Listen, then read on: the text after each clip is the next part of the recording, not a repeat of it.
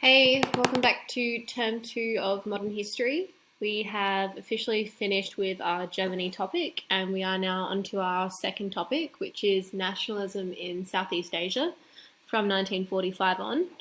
This will be a pretty short lesson because it's just a little introduction to what we're doing. But before I actually go into it, I'll give you a bit of info on what we're doing this term, maybe some stuff about online learning, and what your assignments will be as well. Alright, so in regards to online learning, I know that over the weekend, or I think it was the end of last week, parents were sent a letter home from the education department which basically encouraged students to go back to school.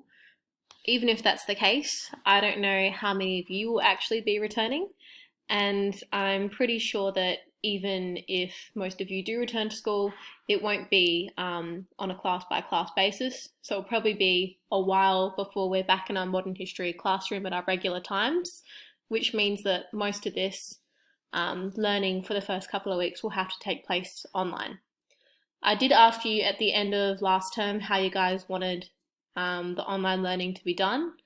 A couple of you said that you liked the idea of just videos of the content, which you could check during the day, but some of you pointed out that you might be tempted to not watch the videos too closely.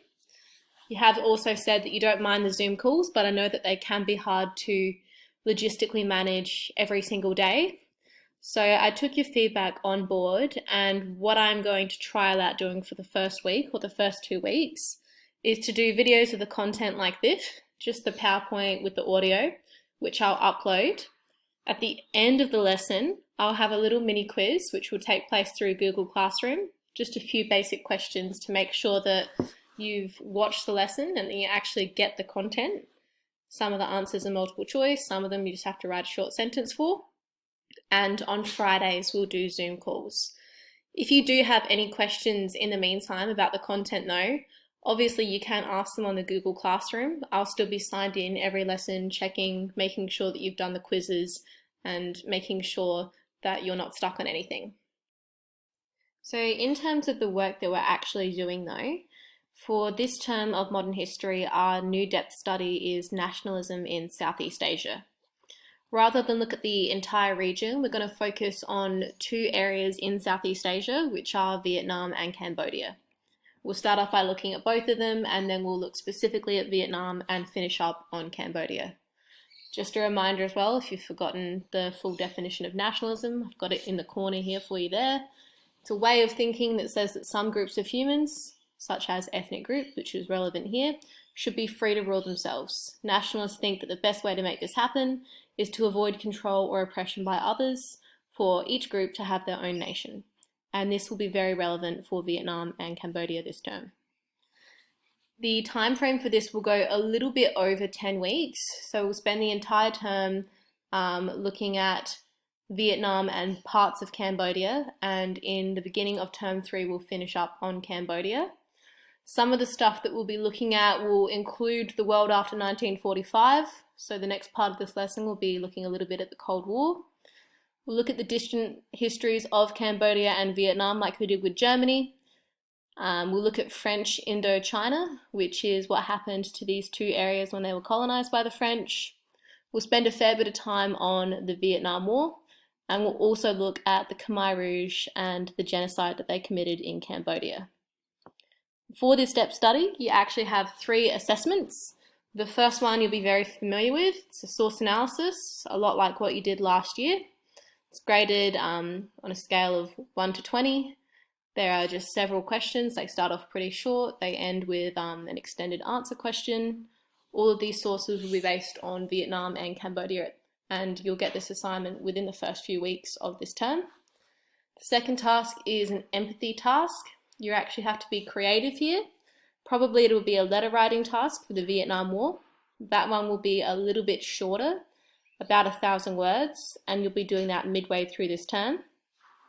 The final assessment that you'll be doing for this depth study is a film review. You'll see that I've got pending here because some of the films that I want to show you are not accessible through Netflix. You can only get really old copies, so unless you're really skilled at pirating, I don't know if all of you will have free access to that. But seeing as we'll be doing the film review next term, hopefully you'll have all returned to class by then and that won't be an issue. But basically, 13 weeks for this depth study, 3 assessments. One more thing as well before we move on. With the Germany topic that we did last term, I really heavily encourage you to take notes, even beyond what was just on the slides. I asked you to write really thoroughly a lot of things that I was talking about, and the reason that I did this was because that was all examinable content. Everything in the Germany topic can, may, and often will appear in the exam that you take at the end of the year. And SACE often likes to put in really random and obscure stuff from the nation's depth studies into the exams. That won't be the case with this topic, nationalism in Southeast Asia. Nothing in this topic will appear in the exam. That's why you only had 2 assessments of Germany, but you have 3 in here. You don't have to memorize at the same level as you did with Germany. You don't necessarily need to remember dates of battles from the Vietnam War, which we're going to be talking about later on in the term. So I'm not going to enforce you taking notes like you did in term 1, but I will remind you that you do have little mini quizzes at the end of every lesson. And if something is mentioned which doesn't appear on the slide and you think it might be helpful for assignments that you have coming up, for example, if we do like a little source analysis activity in one of these slides and a point is made and you want to write it down, then I'd encourage you to do that to help with your assignments. But you don't need to take endless notes as you're watching these like you did with the Germany stuff. On to the actual historical content now. So we'll pick up where we left off, which is the world after 1945. As you would have remembered from the Germany topic, this is the end of World War II. The Axis came out as the losers of the war, and the Allies, consisting of the US, the USSR, Great Britain, and a score of other countries, came out as the winners. But the war wasn't instantly resolved with the signing of peace treaties.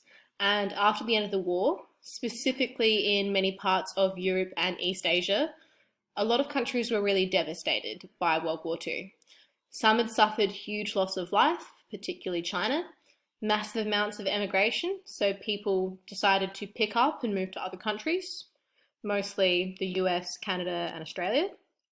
And many countries had to attempt to rebuild after the destruction caused by bombs, invading armies, that kind of thing. In a lot of areas of the world as well, there was also a power vacuum. So previous political systems had been destroyed, particularly the Third Reich in Germany fell, so Germany needed a new system of government. Imperial Japan also collapsed, and this impacted those countries, but also the areas that they had invaded and taken over during the war. So Imperial Japan had invaded a number of different countries and areas in Southeast Asia, including Vietnam and Cambodia, and after Japan withdrew and left those areas, there was a bit of a power vacuum. So there was no one officially ruling at that time. Another thing to consider as well is after the end of the war, previously great global powers were really weakened. And this is even the case among the Allies. So Great Britain had had a really powerful navy beforehand. It was a very, very wealthy country, but they were quite broken by World War II. They were in massive amounts of debt to America, and they were really reduced as a global world power. It's the same case for France as well. France was very powerful before the outbreak of World War II. They had massive colonies in North Africa and Southeast Asia, which will be pretty relevant soon. And after the war, many parts of their country had been damaged by the invasion of the Nazis. A lot of young people in those countries had died. Their economy was greatly weakened, and this meant that the power that they had globally was really lessened as well. An idea took root in World War I really, but it became very popular in World War II, and that was the idea of self-determination. And this was really encouraged and advocated by the President of America at the time, FDR, Roosevelt, and it spread across the world, the idea. And self-determination, I've got the definition in the top corner, basically means determination by the people of a territorial unit of their own future political status. So basically, people living in an area that is now known as China determining how they want their country to be ruled, whether they want it to be ruled as a democracy, as a colony, as a communist dictatorship. It's their choice based on the will of most of the people. This idea is going to be really relevant, particularly when we look at Vietnam.